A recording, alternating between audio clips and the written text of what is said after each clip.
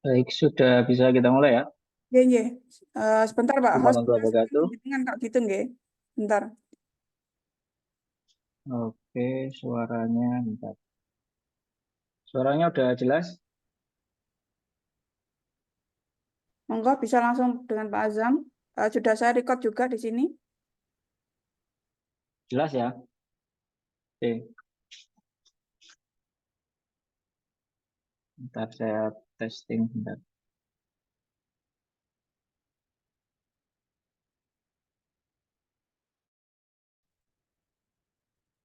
Tes tes.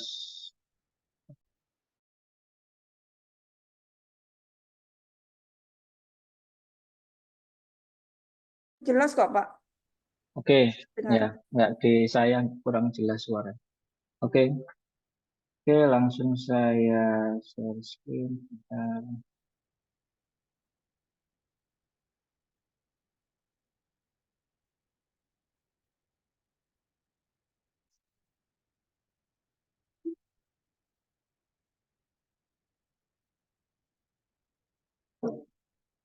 Ya, untuk evaluasi siang hari ini kita mau share dari perpustakaan terkait dengan pintar membuat infografis. Jadi infografis yang nanti akan kita share atau diskusikan ya pada hari ini adalah infografis yang fokus pada memvisualisasikan atau mendiseminasikan untuk fungsinya visibility, discoverability bagi artikel ilmiah. Ya,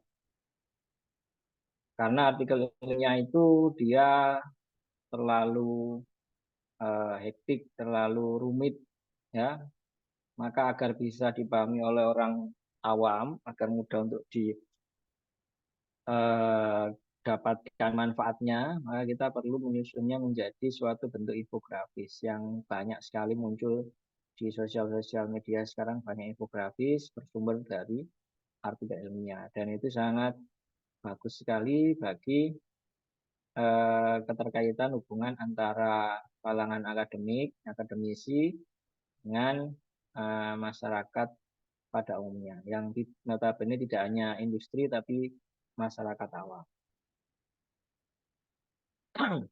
Kita mulai dulu penyamaan persepsi terkait dengan infografis ya.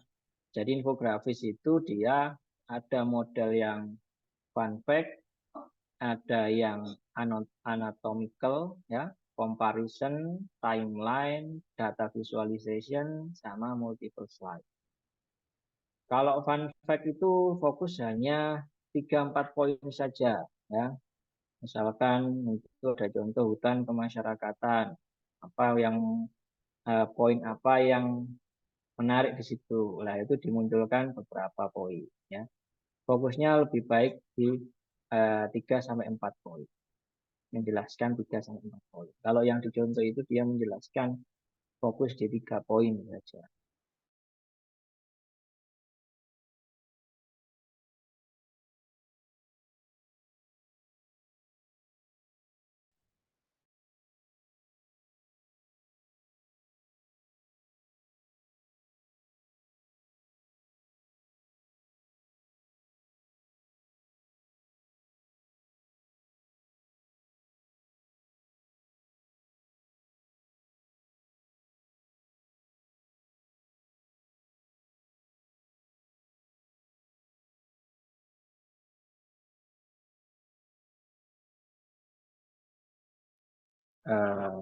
Putus ya, bentar. Tadi keputus ya, sempat keputus ya. Iya Pak, sempat terputus. Tapi jenengan Oh sudah iya, masuk lagi. ya Bentar, saya sampai masukkan sebagai host lagi kok gitu. ya oke. Oke, sampun, monggo. Ya oke. Ya, saya ulangi lagi dari poin yang fun fact, itu dia fokus ke poin-poin tertentu saja. 3-4 poin, jangan terlalu banyak. Karena kalau terlalu banyak, maka informasinya akan membanjir atau ada uh, flood information kayak dia. Akhirnya otak yang membaca itu nggak bisa mencerna dengan baik. Maka perlu sesedikit mungkin poin-poin yang ditunjukkan. Meskipun aslinya temuannya banyak, perlu dibagi menjadi beberapa infografis. Kalau di artikel ilmiahnya itu ternyata temuan-temuan menariknya perlu dibagi menjadi beberapa infografis. Jadi infografisnya nggak melulu satu artikel ilmiah itu satu infografis, bisa aja cuman satu artikel ilmiah bisa jadi 10 infografis, 5 infografis.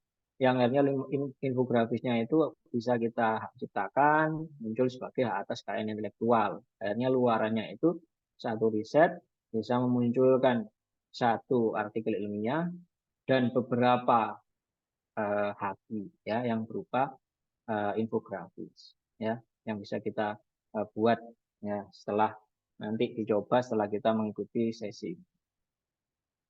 Nah, untuk yang anatomical itu dia ini saya sudah sharing belum ya kalau sharing lagi. Oke. Yang anatomical itu dia menggunakan petunjuk untuk menjelaskan konteks fokus di ilustrasi ya seperti yang di pojok kiri itu ada peta dan ada persentase, maka fokusnya pada ilustrasinya. Jadi pembaca bisa langsung menuju pada ilustrasi itu dan bisa memahami konteks berbasis pada ilustrasi. Kalau yang fun fact bisa memahami konteks berbasis pada poin-poin yang ditunjukkan. Ya. Kalau comparison itu penggabungan dua fun fact biasanya ya yang sejenis, misalkan hutan kemasyarakatan dan hutan sosial, atau kemudian pembanding antara mall dengan pasar. Itu dia adalah penggabung dua fun fact yang masih dalam satuan jenis untuk objek.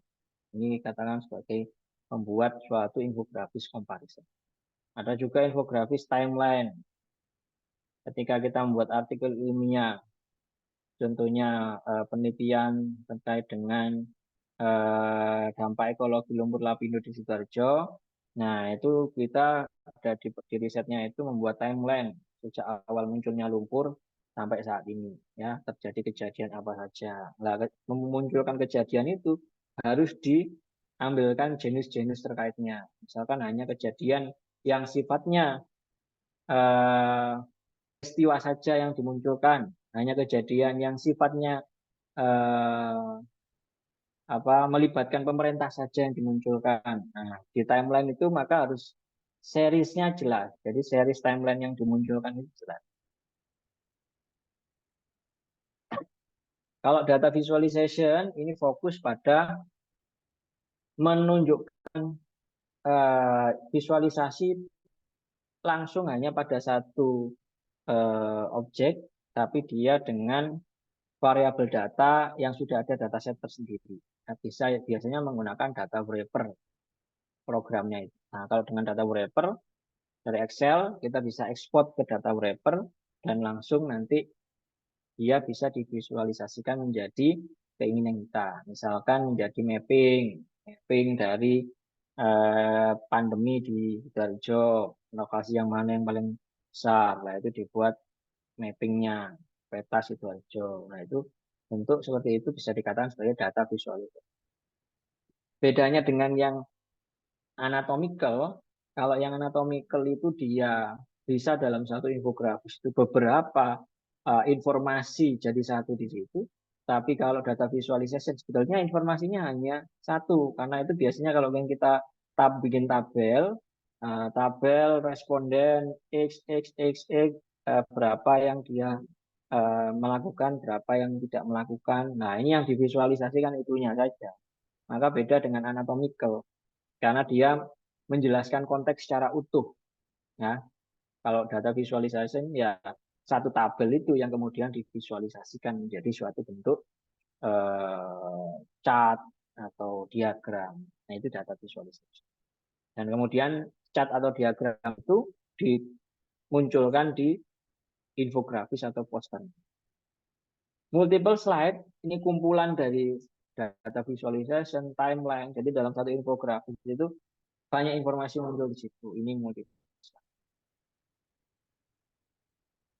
Nah, ini contohnya ya. Nah, ini contoh anatomi infografisnya. Yang pertama jelas itu harus ada judul, header.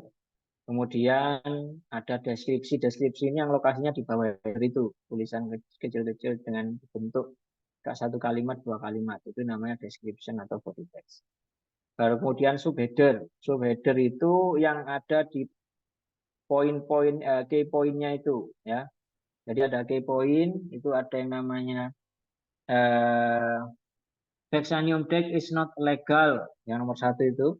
Nah, electronic system in Indonesia because it doesn't meet the criteria lah, itu dikatakan sebagai key point. Nah, subheadernya itu judulnya, judul dari key point itu.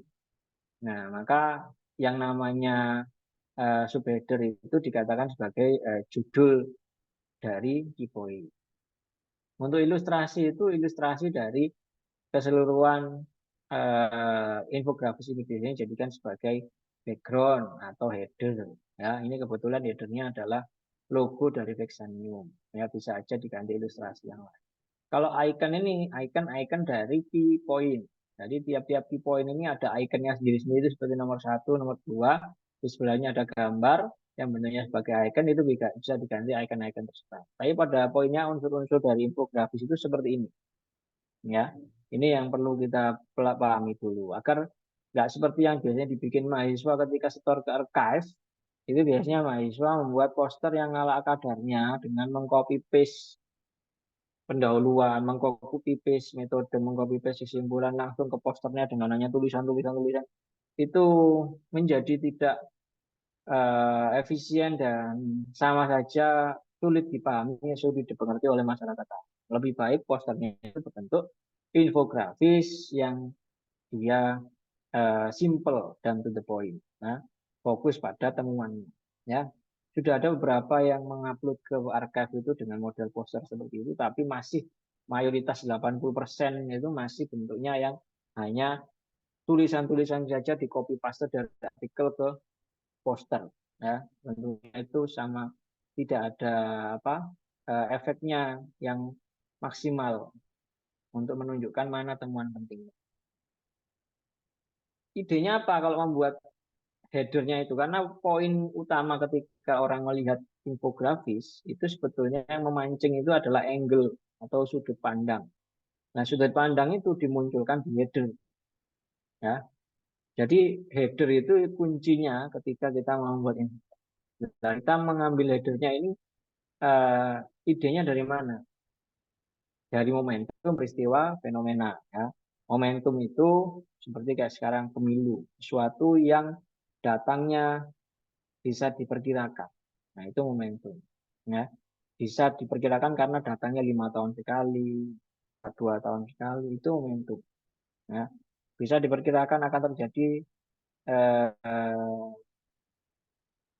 bulan penuh purnama di tanggal sekian. Nah, itu namanya momentum. Momentum terjadinya bulan purnama, bukan fenomena. Kalau fenomena itu dia sesuatu yang terjadi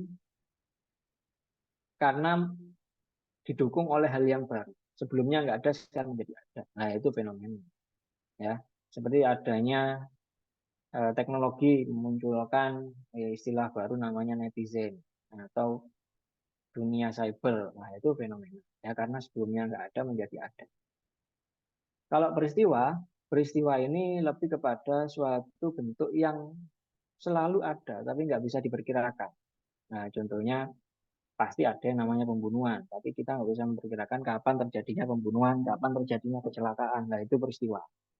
Ya, maka ide untuk membuat angle-nya itu, sudut pandangnya itu, ya Anda bisa berbasis pada 3 ini. Yang sebetulnya ketiganya ini itu juga menjadi alasan ketika Anda nulis, nyari ide untuk menulis. Karena penulis itu idenya pasti dari 3. Tapi untuk membuat suatu angle yang menarik, nggak hanya cukup dari 3 ini.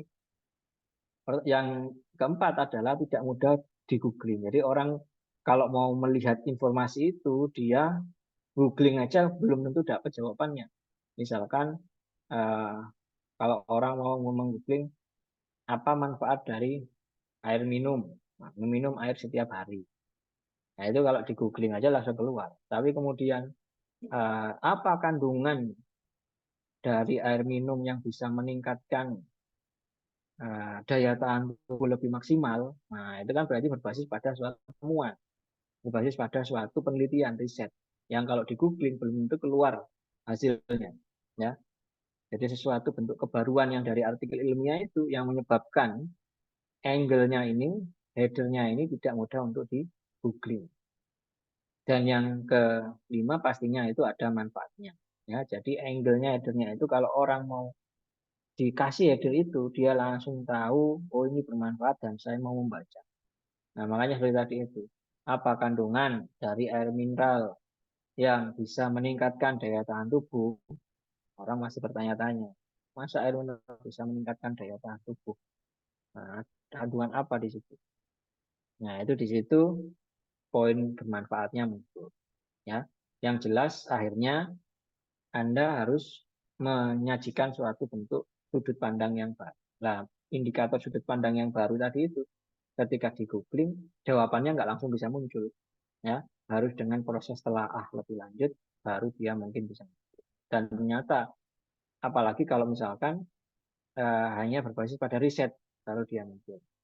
Nah ini contoh-contoh hidupnya, ya ketidakpastian ancaman blockchain global.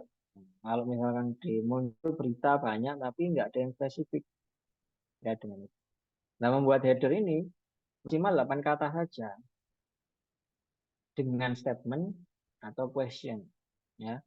Jadi jangan membuat sesuatu yang seperti mengambang gitu. Jadi title-nya yang kita sajikan itu angle-nya itu harus dia yang menggelitik, yang menyebabkan perdebatan, yang menyebabkan orang penasaran. Nah, misalkan kalau Anda menelitinya itu adalah kaitannya dengan eh, perlindungan hukum bagi ibu dan anak, gitu. Nah, Anda fokusnya pada temuannya, misal temuannya adalah ternyata anak itu lebih dilindungi kalau dia berumur kurang dari 17 tahun, ya, kurang dari sekian tahun. Maka Anda bisa memunculkan pertanyaan di angle-nya bahwa anak di Indonesia tidak sepenuhnya dilindungi. Apakah anak di Indonesia itu benar-benar dilindungi oleh hukum? Nah, itu angle-nya, sudut pandangnya itu disebutkan seperti itu. Ya. Bisa juga kan ada rumusan masalah atau pertanyaan penelitian. Anda ambil pertanyaan penelitian dari risetnya itu dan dimodifikasi sedikit sehingga bisa dengan bahasa yang kekinian. Itu bisa juga dijadikan sebagai header atau ini. Nah, untuk deskripsi, bagaimana dengan deskripsi? Deskripsi ini dia, nah, ada yang mau masuk. Oke. Deskripsi ini dia, ini jeda antara header sama isi konten, ya. Jadi headernya di atas, di sini di bawahnya deskripsi, ya, seperti yang tadi itu, ya. Seperti yang sebelumnya, ada setelah judul itu ada di bawahnya ada satu baris kalimat atau dua kalimat. Nah ini yang dikatakan sebagai deskripsi. Jadi di deskripsi ini sebagai penghubung antara si jembatan antara judul sama kontennya. Bahasanya ini seperti kayak introduction, tapi di dalamnya harus sudah terselip sebagian fakta-fakta terkini. Nah itu lebih bagus lagi, ya. Ada informasi-informasi yang bisa dibaca singkat oleh si pembaca. Maksimal 35 kata aja. Kemudian kontennya. Nah ini kontennya tentunya. Singkat, to the point, fokus pada temuan penting.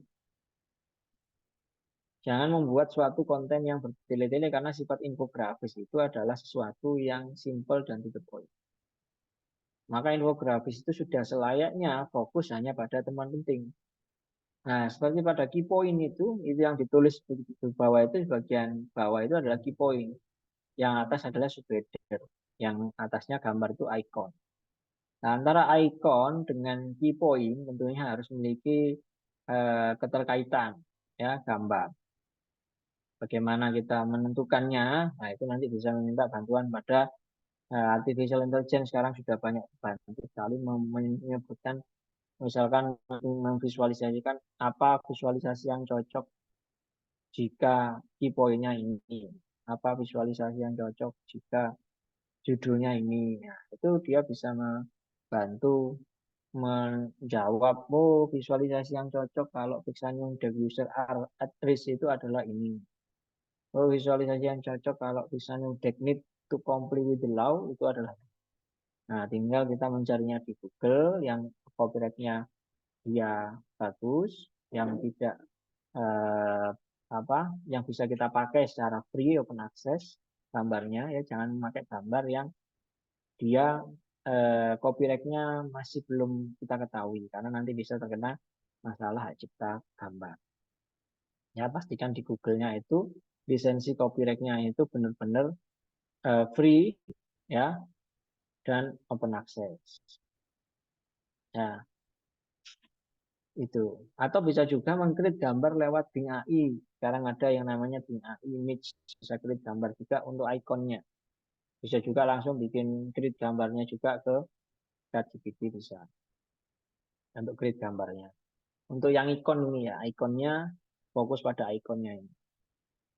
Kalau key point-nya yaitu merupakan bentuk eh, sintesa atau esensi dari temuan-temuan Anda. Kalau Anda merasa temuan yang menarik itu lebih dari 4, ada 5, 6 ya terserah. Cuman nanti Anda kalau membuat fun fact dan isinya itu lebih dari 4, maka poin-poin yang disajikan, ilustrasi gambarnya akan semakin banyak dan semakin padat. Nah, lebih baik jika memang fun fact-nya itu banyak, itu bisa menjadi beberapa jenis. Ya, syukur-syukur kalau Anda merupakan orang yang kreatif, dalam satu artikel riset, temuannya sebenarnya cuma 4, tapi Anda membuat 4 jenis model infografis. Ada timeline, ada fun fact, ada comparison, ada yang namanya anatomical. Anda bikin langsung 4-4-nya, dan jadilah suatu bentuk haki untuk Anda 4 tadi, ya selain dari artikel ini. Ya, jadi luaran haki itu yang dikatakan luaran haki yang didaftarkan ya bisa poster atau infografisnya ini ya. Bagaimana dengan coloring?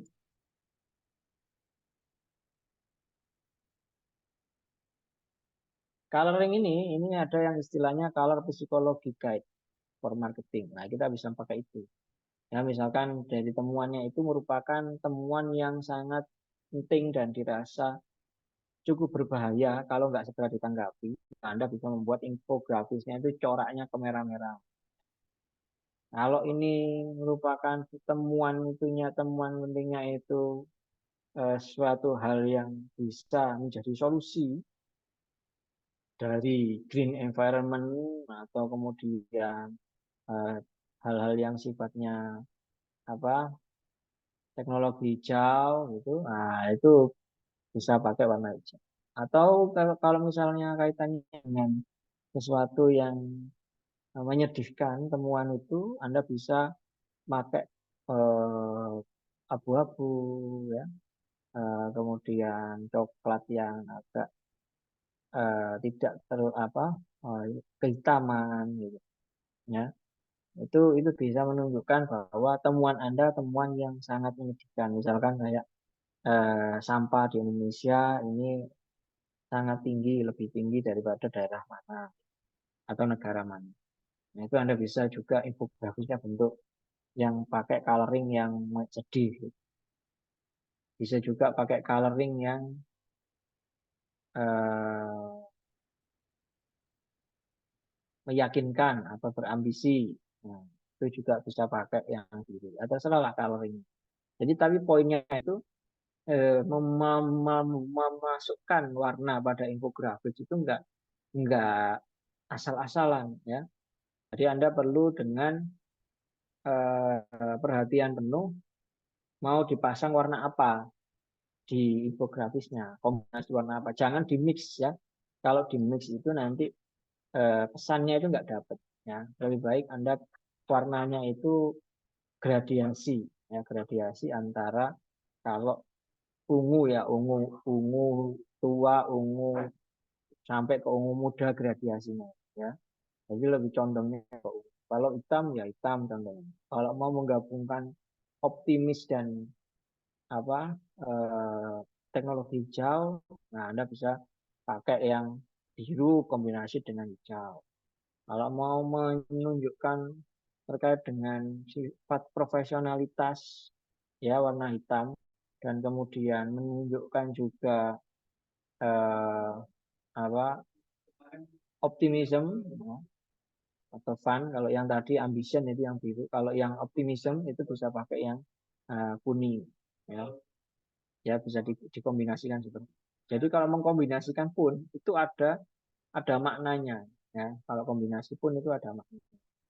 Jangan asal melakukan kombinasi karena bisa aja nggak matching ya nanti maksud dari psikologi color guide-nya itu nggak masuk. Nah, bagaimana dengan penggunaan dengan eye assistant?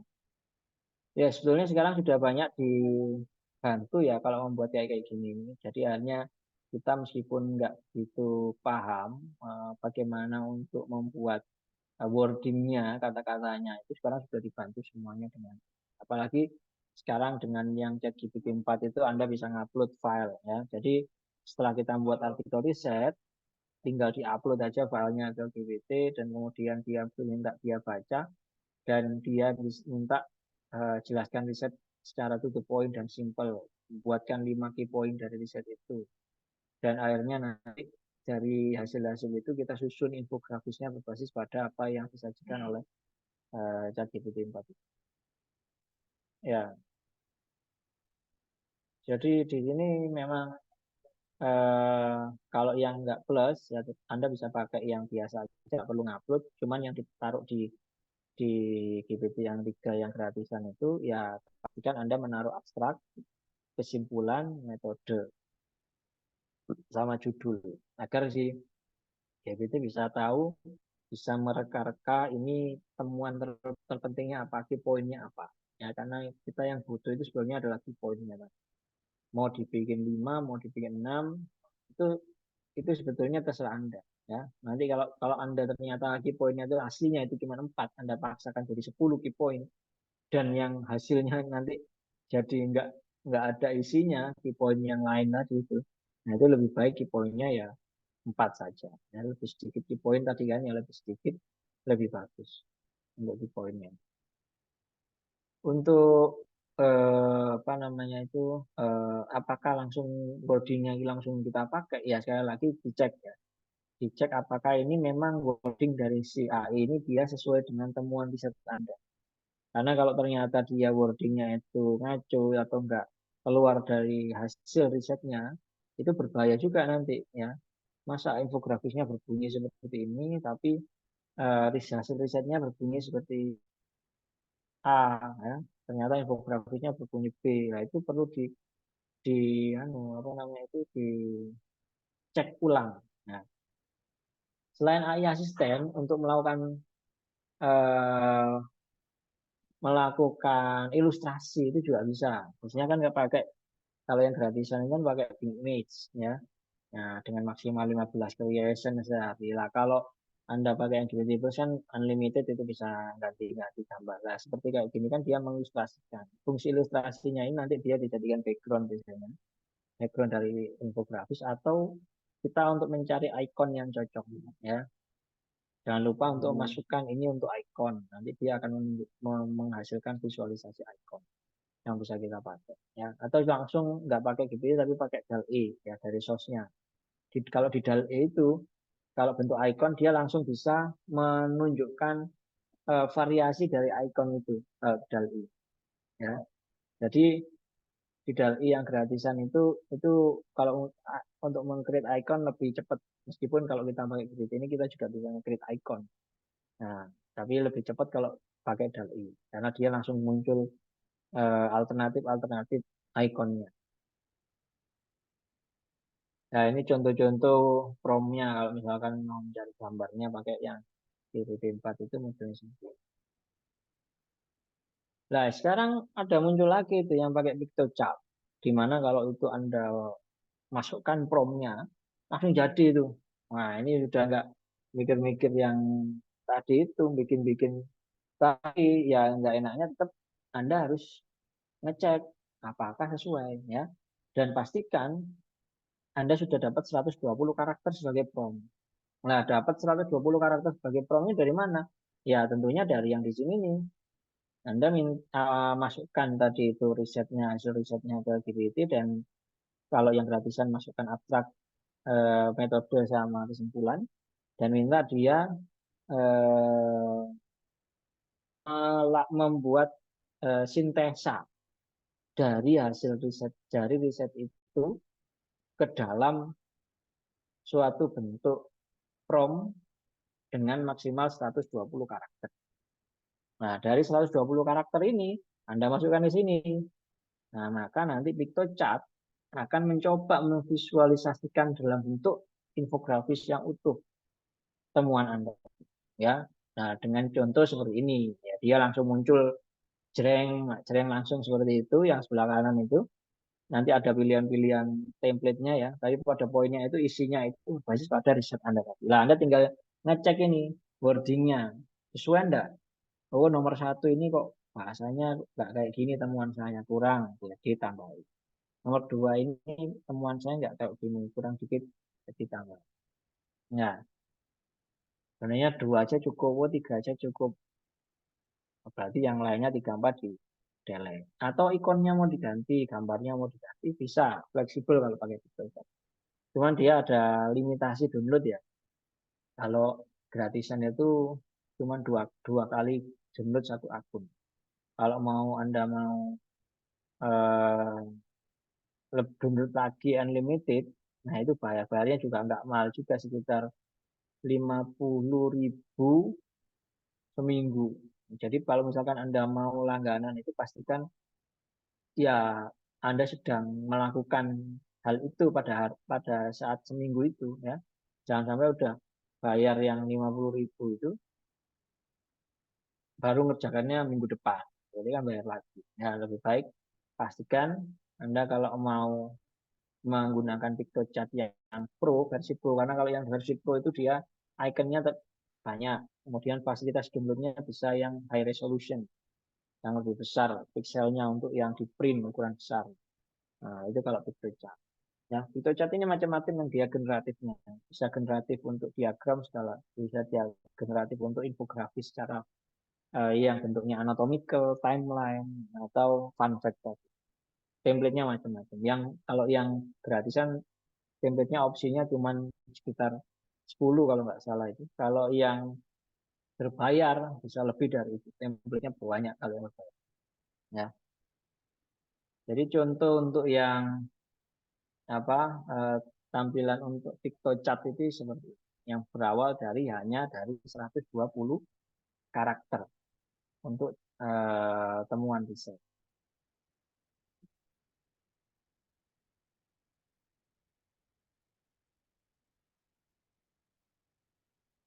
Oke, dari sini ada yang ditanyakan silakan.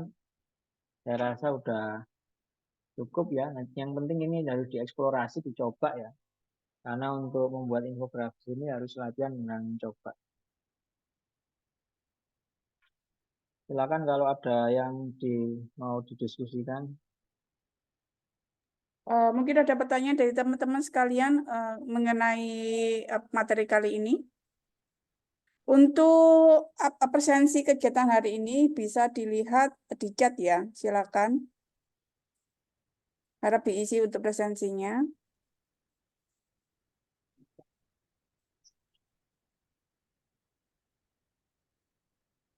Kita beri waktu 5 menit atau 10 menit, ya Pak, sebelum ditutup. Ya, 10 menit aja kalau nggak ada yang ditanyakan, mungkin ya bisa kita tutup.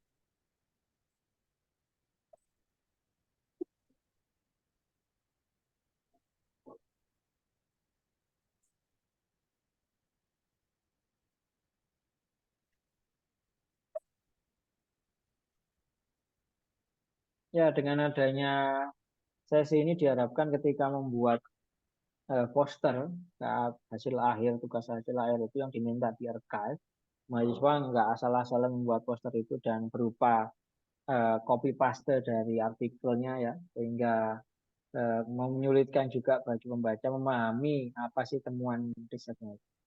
Ya. Nah, kalau dengan model infografis yang lebih tertata, lebih sistematis dan to the point, itu akan membuat temuan mahasiswa lebih visibility-nya meningkat, discoverability-nya juga meningkat. Stakeholder yang mungkin membutuhkan dari temuan itu bisa langsung mention, memanfaatkan temuan itu, sehingga aspek kebermanfaatannya itu lebih tinggi, ya. Kan dari hasil ini kan tinggal dimasukkan aja nama, NIM, tulis logo Umsida, udah selesai, itu jadi poster yang bisa diupload di archive. Ya.